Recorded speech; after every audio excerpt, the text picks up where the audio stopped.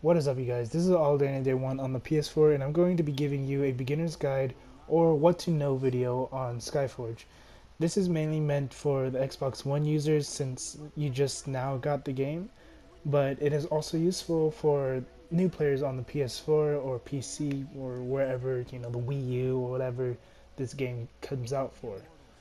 So, first things first is character customization. You'll be able to create your own character like any other MMORPG. And the great thing about this is you won't need to make more than one character to play other classes. Now, with that being said, that also means you're stuck with that one character. So you pretty much need to choose wisely on how you customize your character. If you mess up, you'll be able to recustomize your character with two different ways. So option one is you'll be getting some type of free recustomization token. You'll be able to get two of those. You'll be getting one, I believe, after you complete the game, and then another one from some other way. I don't necessarily remember how. Um, the second option would be to purchase with Argents. So you need to pay with 2,500 Argents. Argents is earned with real cash or can be earned in game. Um, there are a lot of different specs that you can also do with your character with customizing. You can change their hair, their facial hair. You can change the gender, male or female. There are no other races except for human.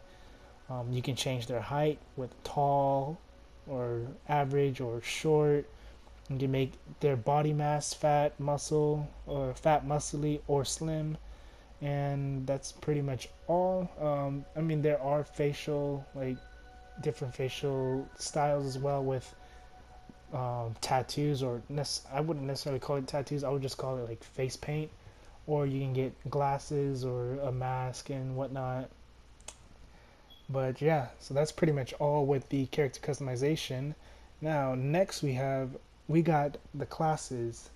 So we have 15 classes, and those 15 classes are the Alchemist and Lightbinder being your two support classes. So neither class are necessarily healers, although they do come with healing capabilities and a resurrection ability as their ultimate or super, whichever one you would like to call it.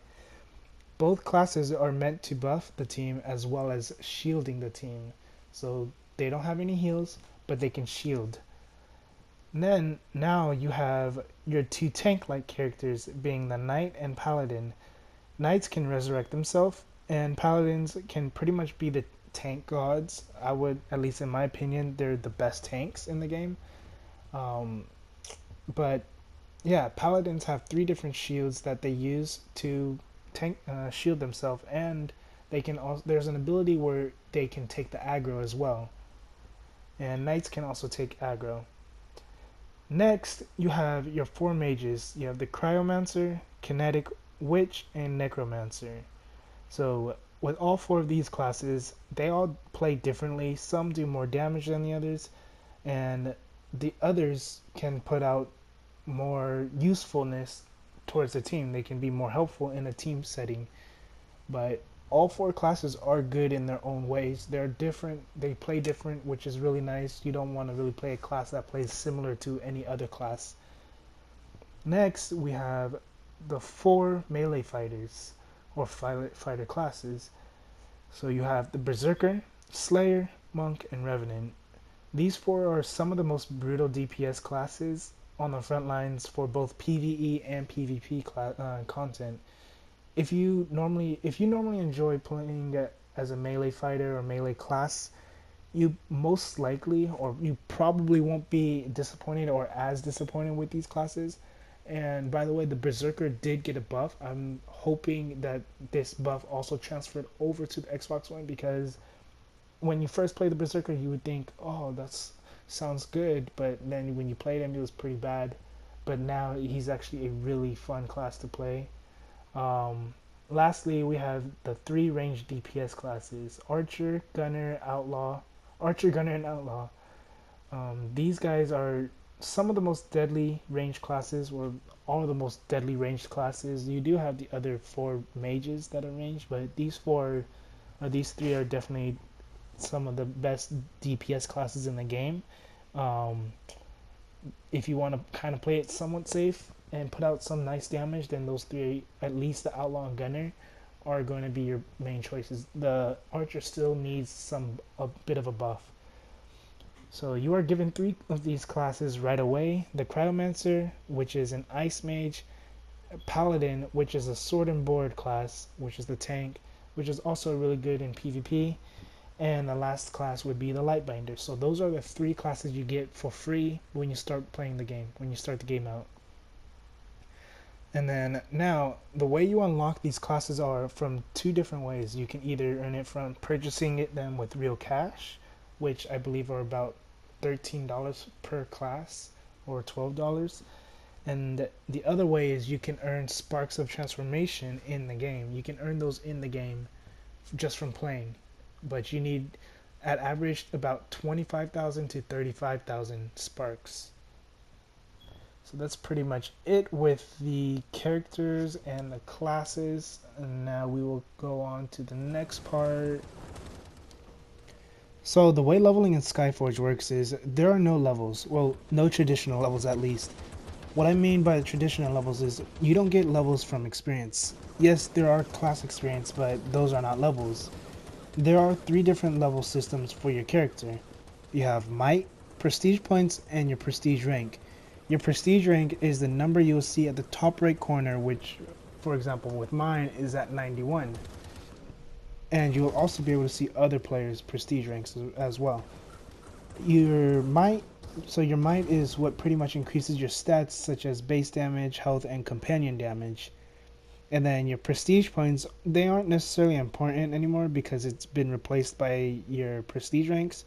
But you can see your Prestige Points and other Pantheon members' Prestige Points when you look at the roster sheet in your Pantheon. We'll get back to the Pantheon part in a bit. Right now we're just going to be talking about, obviously, the Prestige and leveling. The way you increase your might is from things such as Tower of Knowledge, which uses knowledge of enemies and will also grant you abilities that you can use at the beginning of a mission. When you talk to this man, he's going to be a hologram. I don't exactly remember what his name was, but he's going to be a hologram. You're going to see him.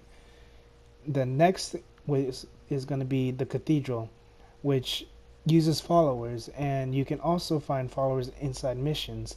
The Cathedral will also grant you daily buffs, which also will give you daily rewards. So the Cathedral, what is required to increase the Cathedral is going to be credits. So that is going to be something you're going to be wanting to use your credits on. And then you have Bastions, which will be available to you after you've completed that province. So that specific province, for example, I believe it's like 9 or 10 or something. I don't remember how many provinces there are, except for the last one. The last one will not give you any Bastions. Other than that, everything else will. Now, you can increase the amount of might you earn from something called the Hall of Trophies by increasing these 4 perks called All for Science 1, Wardens of Elements, Ancient Traditions, and Breath of Death. So those 4 will require you to have silver, I believe that's what it's called. It's going to be a silver disc with a blue thing in the middle, a blue dot in the middle. I don't remember what it's called, I'm sorry, but yeah, it's going to require those. And then the last thing will be your might can also increase from your equipment. So you have 8 different equipments. You have your ring, you have your amulet, you have your brooch, you have your bracelet, and you have your 4 gems: sapphire, ruby, emerald, and topaz. So those 8 items will help you increase your might. So that's pretty much it with your prestige and whatnot. Like I said, there's no experience whatsoever in increasing your prestige. So the next thing on the list is becoming a junior god. So something that's pretty iconic with Skyforge is being able to turn into a god or a junior god. So the way you become a junior god is you have to complete the Yellow Brick Road, or aka the whole story. So you complete the whole story, you have to complete all of the provinces except for Tacet Dunes, And then after you complete the final mission on Philomenas, then you will go into a mission that will require you to do it solo. After you complete it solo, you will be given the junior god form, and well, you won't be given it. You have to go talk to the lady, and then there's going to be a whole cutscene and whatnot, and then you'll be given it. Now you'll be able to go into the Temple of Deeds, and once you go to the Temple of Deeds, the way you increase your perks or unlock your different stats or perks or abilities is you have to use your god form in a mission, and not just use it, but you have to complete the mission. You don't have to complete the mission as a junior god or a god. You just have to use it one time and then complete the mission after. Now, after that, after you've completed the whole junior god section, you'll be able to do the Hall of Travels. And the Hall of Travels is going to be pretty easy to unlock. All you have to do is just complete the junior gods, and then you get a book of divinity, or you have to buy the book of divinity, and then you'll be able to get that done pretty easily. It's just like doing the junior gods. Now, doing the other 6 god forms or god temple gods is going to be a little difficult for casual players. If you're an elite or a hardcore player, or if you're playing with the Pantheon, or you're just constantly active, you'll be able to at least get one of those 6 completed. Now, what's going to be required to unlock those is you're going to need an avatar trophy. So the way you get the avatar is you have to complete the avatar, which is a 10-man raid. Once you complete it, you'll be able to have one avatar, and then you'll be able to get one of those 6. And once you complete all 6 of those, then you'll be able to do the very middle, which is going to let you become an elder god. An elder god lets you choose one of those 3, I believe. I don't know exactly, because I haven't been able to do that, and I don't know anyone that is an elder god yet. So yeah, and here is me showing you, I guess, the different features of being able to unlock the junior god. When you do unlock the junior god, you can get the halo on your character that you won't have to be in the god form to use the halo. You just have to be, in a regular form. You can use the halo, and you can get the divine eyes. And now here's me also showing you one of the abilities that you can use as a junior god, or a god. You have a specific power that you can use, which is pretty cool. And that's for every god. And that's pretty much it with the junior gods. And hope you guys, enjoyed that part. And we'll go on to the next.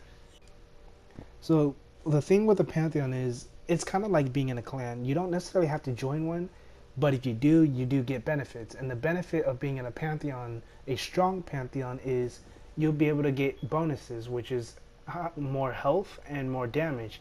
Not just that, but you'll also be able to find other players to play with, because trying to matchmake is somewhat of a nightmare. It's not easy to get in a group when you're doing matchmaking. Try to find yourself an active Pantheon, not a Pantheon that just needs members. You want to find a Pantheon that fits for you.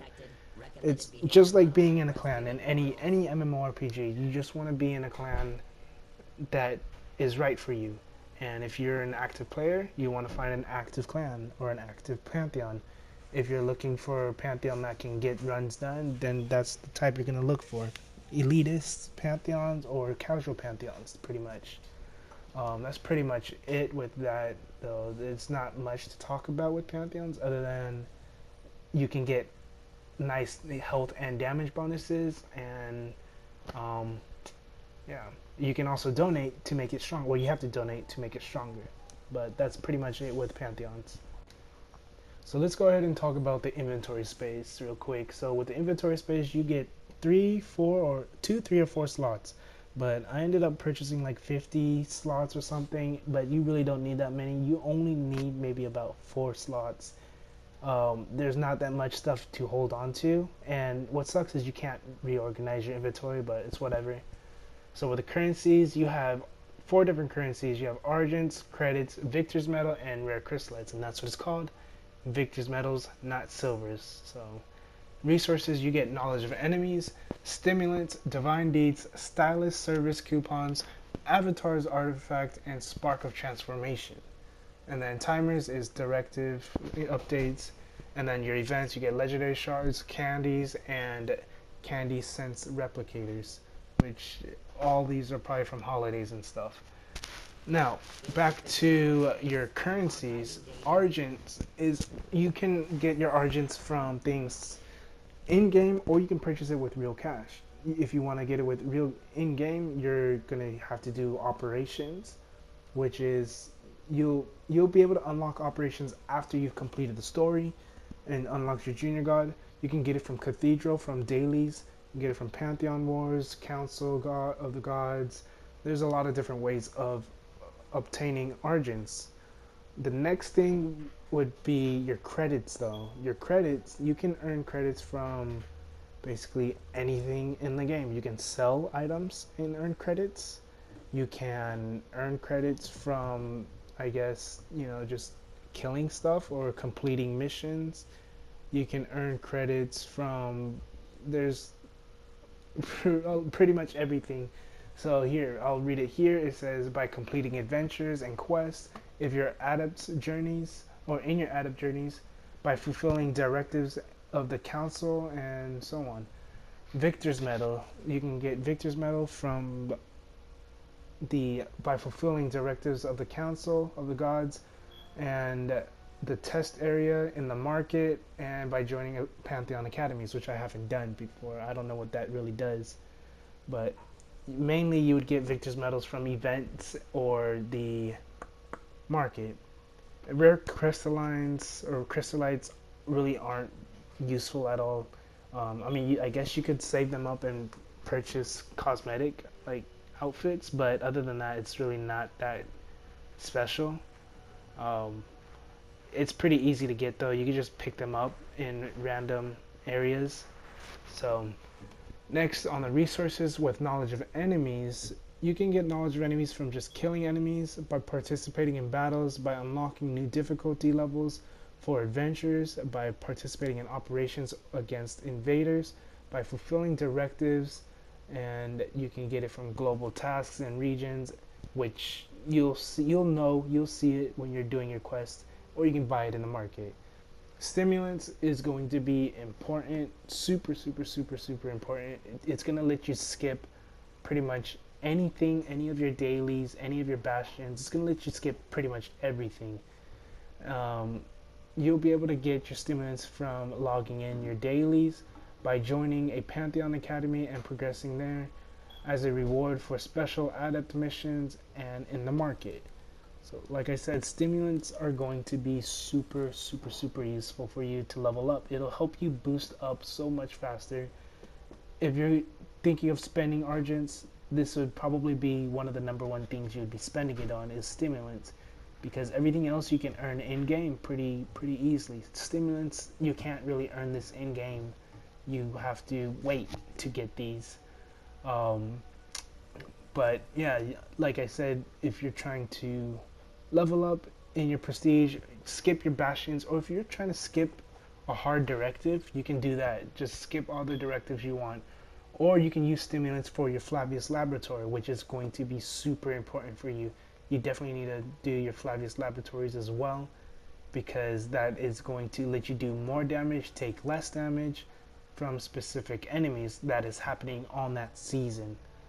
So the next thing is Divine Deeds. So you can get Divine Deeds from completing missions, but you have to be a Junior God or in the God form or Elder God form to use these. You have to turn into a Junior God, or you have to basically use your Divine form in a mission. So you get 30 points in a 1 to 3 person adventure, 100 points for a 5 person adventure, and 150 points for a 10 person adventure. So these points, the way these points work is you would use those points to pretty much level up your divine tree. But like I said, you can only get these if you complete the story. So make completing the story or that whole yellow brick road your number one task, because you want to unlock this as fast as you can or as quick as possible, so that way you're not behind the curve, or so you can be ahead of the curve, you know what I mean.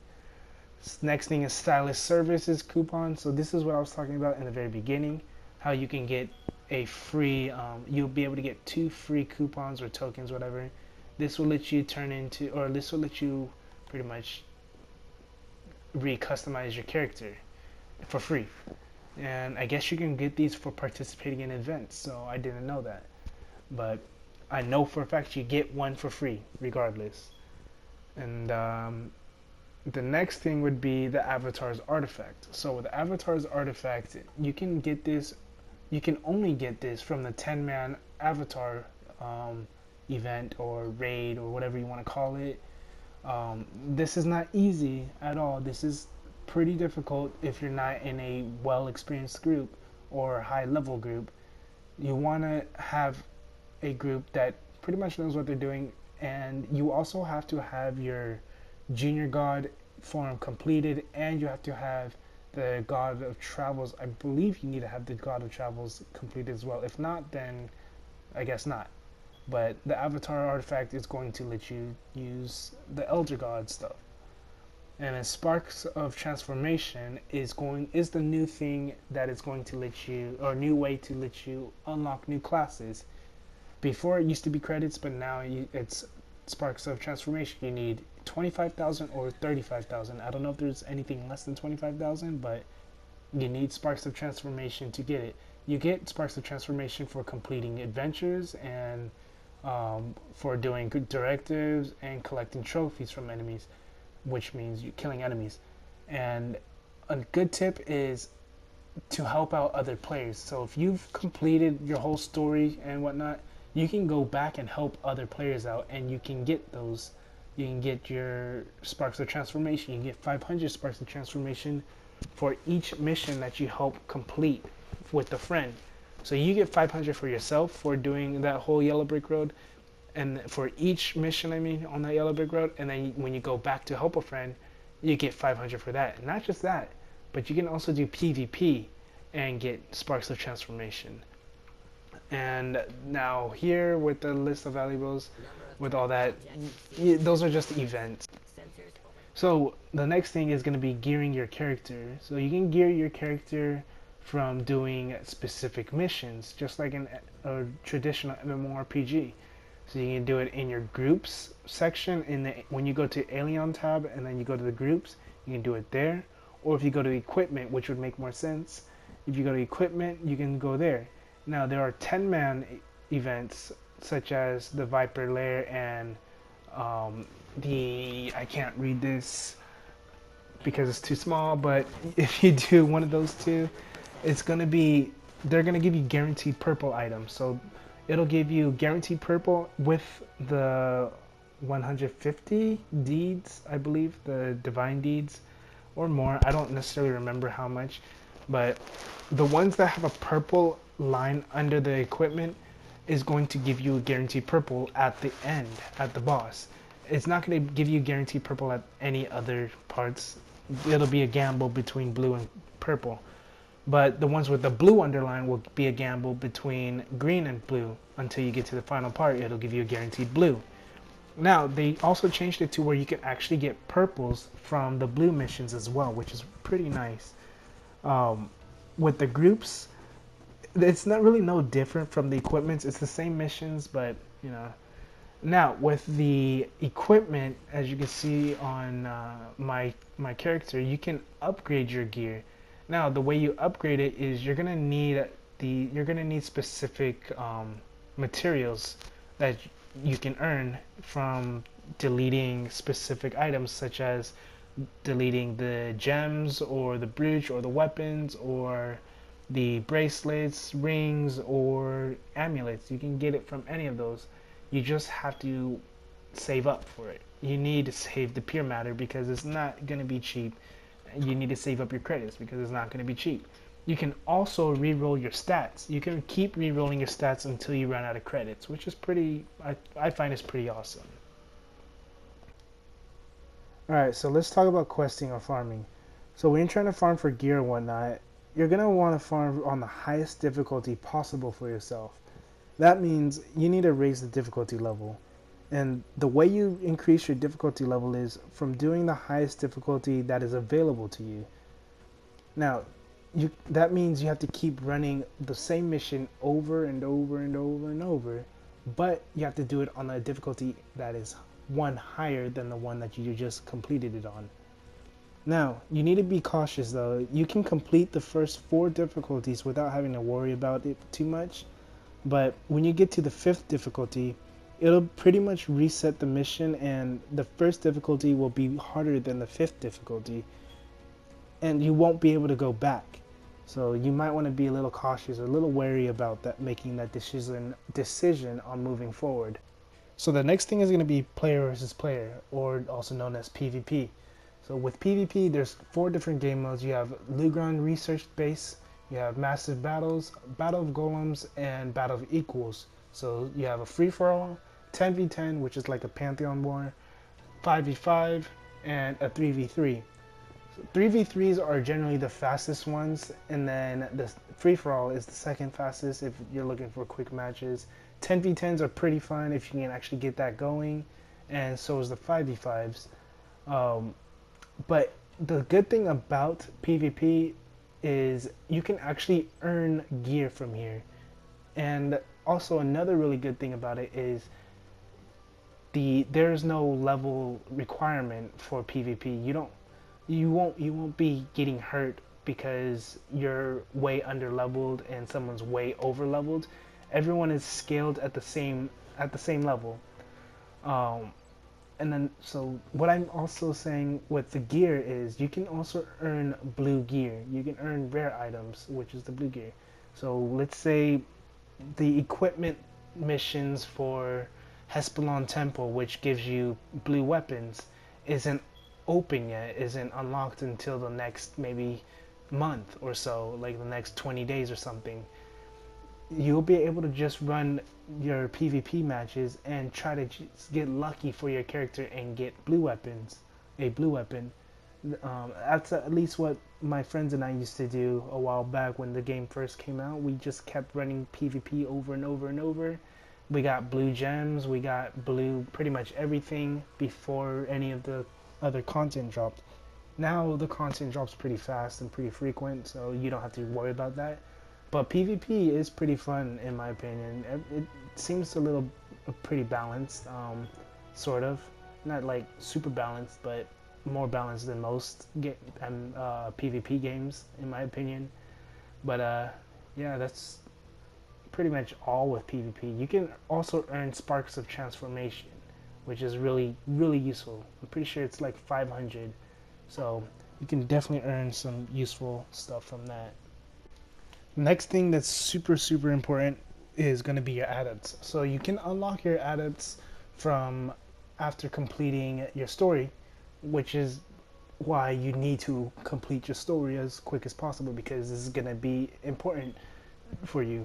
So with the adepts, they can give you your faith, which is going to be pretty much your resource for your divine form. In order to use divine form, you need faith, and I think you can cap out up to 1,000 faith just as a regular player. But yeah, so you can earn faith, you can earn currency, you can earn a bunch of stuff.